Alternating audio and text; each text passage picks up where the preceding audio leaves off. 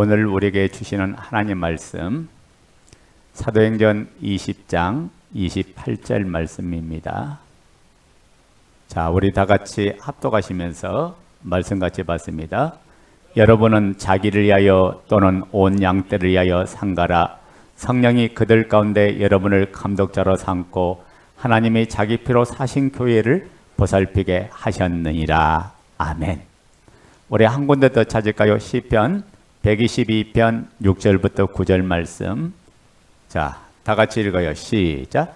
예루살렘을 위하여 평안을 구하라. 예루살렘을 사랑하는 자는 형통하리로다. 내 성 안에는 평안이 있고 내 궁중에는 형통함이 있을지어다. 내가 내 형제와 친구를 위하여 이제 말하리니 내 가운데 평안이 있을지어다.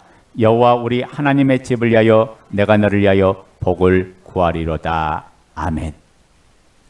하나님께서 우리를 얼마나 사랑하신가를 보여준 것이 바로 십자가입니다.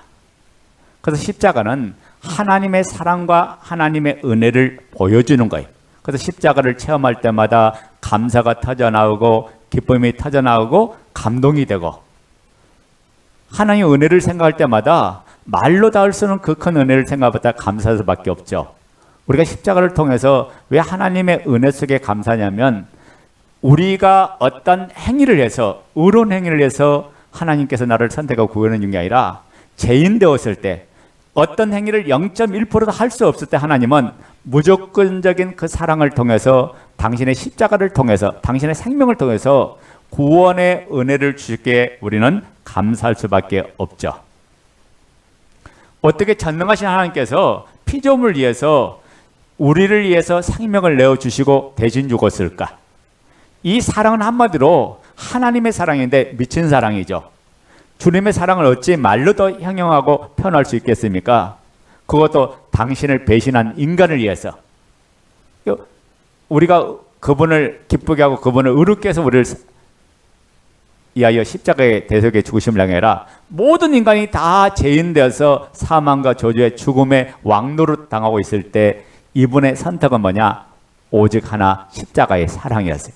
그 사랑 때문에 저와 여러분이 살고, 저와 여러분들이 이제 새로운 인생이 펼쳐지고, 그 사랑으로 여러분의 모든 삶이 새롭게 된 길이 열려진 줄로 믿습니다. 모든 것이 전적인 주님의 사랑이죠. 그 사랑으로 인하여 지옥 가는 우리가 영원한 하나님의 나라, 하늘나라 백성이 되었고, 하나님의 자녀가 되었고, 또 영생을 소유하고 누린 자가 되었습니다. 그 사랑의 능력으로 세상을 이기는 자가 되었고, 승리하는 복된 자로 세워주셨습니다. 그래서 주님의 사랑을 가진 자마다, 사랑을 마음에 품은 자마다 사람에게 변화가 일어나요. 꿈을 잃는 자에게 꿈을 주어요. 비전을 가지게 해요.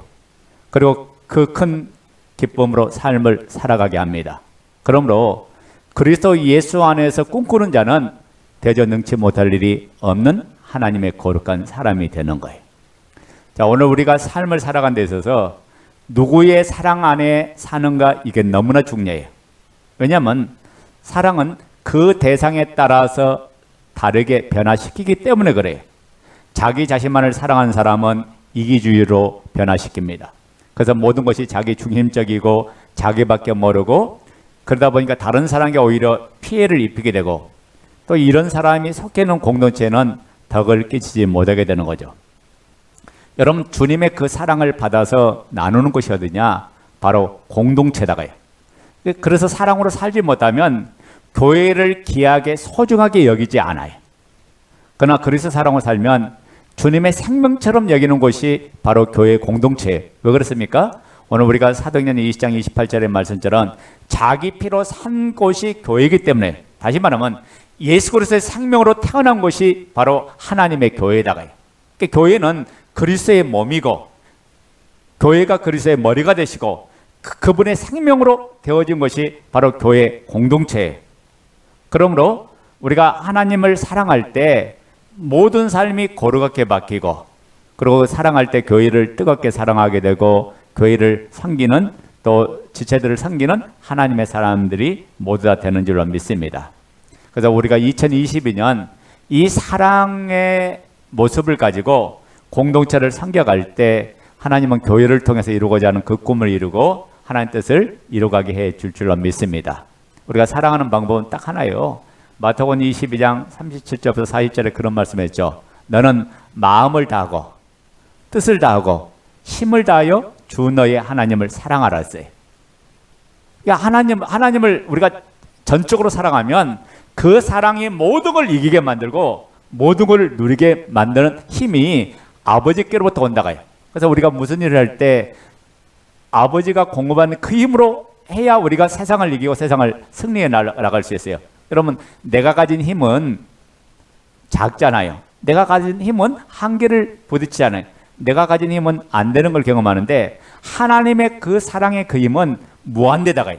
모든 것을 이기게 만들고 모든 걸 누리게 만들고 모든 것들을 승리하게 만들고 모든 것들을 자유하게 만듭니다. 자, 다 같이 따라합니다. 주님을 사랑하자. 교회를 사랑하자. 지체를 사랑하자. 사랑에서 뭐가 온지 아세요? 행복이 오는 거예요. 청춘 남녀가 아무것도 가진 것이 없을지라도 그 신혼부부가 아무것도 없을지라도 사랑 하나로 먹고 사는 거예요. 이게 사랑이 삶을 변화시키고 사랑이 꿈을 갖게 만들고 우리가 그 사랑으로 서로 섬겨주고 사랑으로 해 나갈 때 하나님이 가장 기뻐하는 교회, 하나님이 꿈꾸는 그런 아름다운 교회로 우리 공동체가 세워질 줄로 믿습니다. 그래서 교회는 뭐냐? 그리스도의 몸인 것이 바로 교회예요. 자, 그리스도께서 교회를 사랑하여 주셔서 당신의 생명을 구원하시고 구원을 얻게 하시고 당신의 생명을 통해서 구원을 얻게 하시고 영광스러운 교회가 되게 하신 거예요. 그러니까 교회보다 거룩한 것이 없고 교회보다 소중한 것이 없고 교회보다 귀한 것이 없어요. 왜냐하면 교회는 당신의 피, 곧 생명이기 때문에 그래요. 오늘 시편 122편 우리가 6절부터 9절 읽었는데 1절에 보면 이런 내용이 나옵니다. 사람이 내게 말하기를 여호와의 집에 올라가자 할 때 내가 기뻐하였도다. 그리고 6절에 보면 예루살렘을 위하여 평안을 구하라. 예루살렘을 사랑하는 자는 형통하리로다. 여호와 우리 하나님 집을 위하여 내가 너를 위하여 복을 구하리로다. 여러분, 시편 122편에 다윗이 기록한 것인데 거기에 작은 부제로 뭐라고 써 있냐면 성전에 올라가는 노래라고 되어 있어요. 그러니까 교회를 올라가면서 오늘날로 말하면 성전에 올라가면서 불렀던 노래, 그 찬양의 시가 시편 122편이에요. 교회를 사랑하여서 부른 찬양의 시죠. 다윗은 누구보다도 하나님의 성전을 사랑했습니다. 그에게는 교회를 사랑하는 마음과 믿음이 있었어요. 한마디로 다윗의 인생은 교회를 너무 사랑하다가 복을 받은 사람이 바로 다윗이죠. 근데 오늘 우리가 시편 122편을 읽으면서 의문이 하나 들 거예요. 성전이라는 단어는 한 번도 나온 적이 없는데 오히려 예루살렘이라는 단어가 4번이나 나오는데 그러면 차라리 예루살렘을 올라가면서 부르는 노래라고 해야 하는 게 맞잖아요. 근데 왜 성전에 올라가면서 부르는 노래라고 했을까요? 여기 예루살렘이라는 뜻은 두 가지 의미를 가지고 있습니다. 첫째는 뭐냐? 예루살렘은 이스라엘의 수도예요. 두 번째는 예루살렘을 말할 때는 성전을 지금 이야기하는 거예요. 예루살렘에 하나님의 성전이 없으면 예루살렘은 예루살렘이 아니에요. 예루살렘에 성전이 있기에 예루살렘 자체가 소중하고 귀하고 유명해진 거예요. 그런 예루살렘은 말은 이스라엘 전체를 말하는 거고 또 작은 의미로는 성전을 지금 말씀하고 있다가요. 그러니까 오늘 우리가 다윗이 예루살렘을 사랑하듯이 오늘 우리가 교회를 사랑하고 교회를 위하여 평안을 구하는 자가 되라는 말씀이에요. 그 예루살렘에 누가 계신다고요? 예루살렘에 뭐가 있다고요? 성전이 있죠. 근데 성전에 누가 계세요? 하나님이 거하시잖아요. 그와 마찬가지로 오늘 우리가 교회를 사랑하는 것은 주님을 사랑하는 것이고 주님은 교회 공동체의 몸이 되기 때문에 그분을 사랑하는 것은 교회를 사랑하는 결국에는 예수 그리스도를 사랑하는 것이 된다. 그런 말씀이에요.